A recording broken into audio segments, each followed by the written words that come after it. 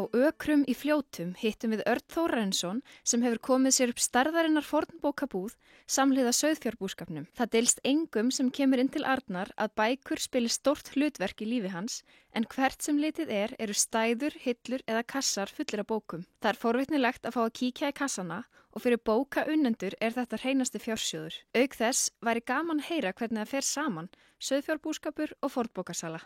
Nú sitjum við hérna í bókabúðinniðinni, eiginlega, í stofunniðinni. Já. Hvenær byrjaði þú að safna bókum? Já, það hef ekki verið svona árið 2005 sem ég byrjaði að hugaði að safna. Hvaðan kom þessi áhugi? Já, það hef ekki verið bara að ég umgengst alltið tvo menn sem voru báðir á kafi í bókum. Annar var mikill safnari og hinn var bæði bókaútgefandi og sölumaður. Og þeir hafa svona smitaði svolítið af þessum áhuga? Já, ég myndi segja það. Það hafa verið svona upphafið. Hvað áttu núna marga titla hérna í búðinni? Ég held ég sé mig kannski svona 9.000, kannski rúmlega titla. Og þú selur á netinu, það ekki rétt hjá mér? Jú. Aðallega? Já. En þú farið hérna stundum einhverja gesti? Jú, það kemur nú fólk af og til og skoðar og sumir kaupa, eða flestir kaupa. Hvað það sem gerir bók verðmæta? Er það aldurinn eða ástandið eða? Já, aldurinn gerir hann að verðmæta og ástandið náttúrulega spilar inn í líka. Og það nú sérstaklega kannski bækur sem voru gefnar út kannski 1800 og eitthvað, svona fyrir hluta. Þeir eru aldar. Þú ert með hana eina bók sem þú ætlaðir að sýna mér, sem hvað hún gömul? Já, hún er hérna,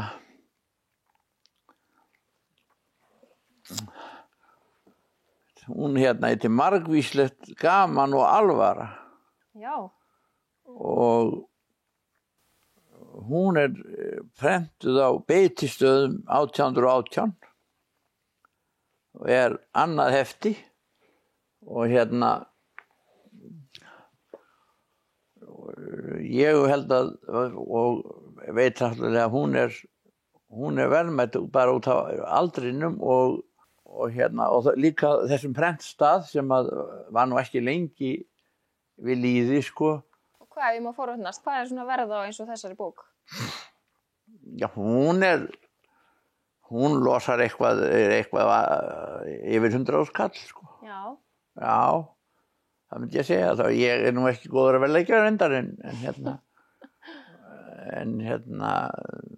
við hefða kannski stundum í full lágverði en. Hvað er svona skemmtilegast við það að víla og díla með bækur? Já, þú segir það.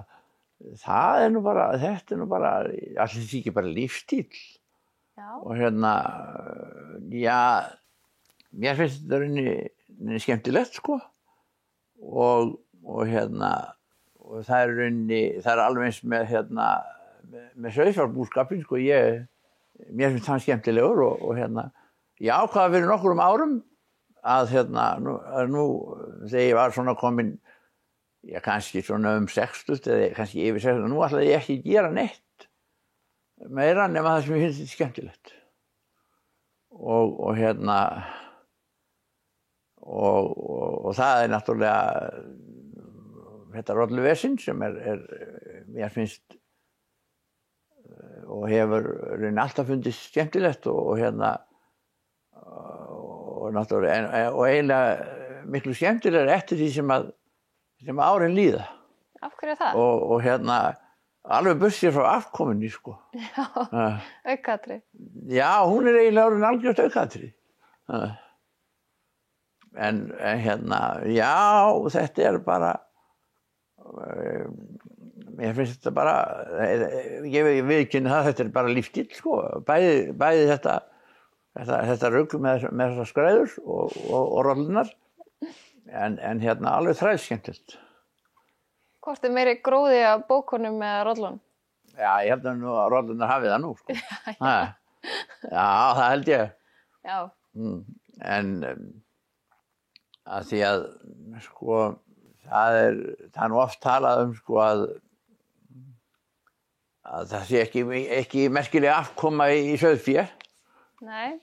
Og hefur nú heyrst núna ekki síst, sko, eftir að lækkaði nú verðið til okkar fyrir eitthvað 3, 4 eða 2, 3 árum og var þetta svona helvíti mikil niðursveifla.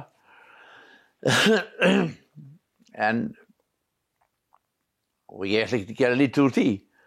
En ég nefnilega man þá tíð að þegar voru engar beingreiðslur. Nei. Og að því ég er búin að búa svo lengi, sko. Og ég bara jafna þeim tíma ekkert saman við þann tíma sem nú er, því að nú hafa menn alveg bara vissar bara tekjur á mánuði og við ganga bara alveg að þeim vísum sem að við kallum beingreiðslur. Já. Og en þegar ég var að byrja þá fengum við bara greitt fyrir lömbin í október og desember og síðan urðu menn bara safna skuldum alveg frá áramótum og þá til öðru næst inn. Já, vonast til að segja fyrir þeim. Já, og þetta eru bara svo tvennt ólíkt að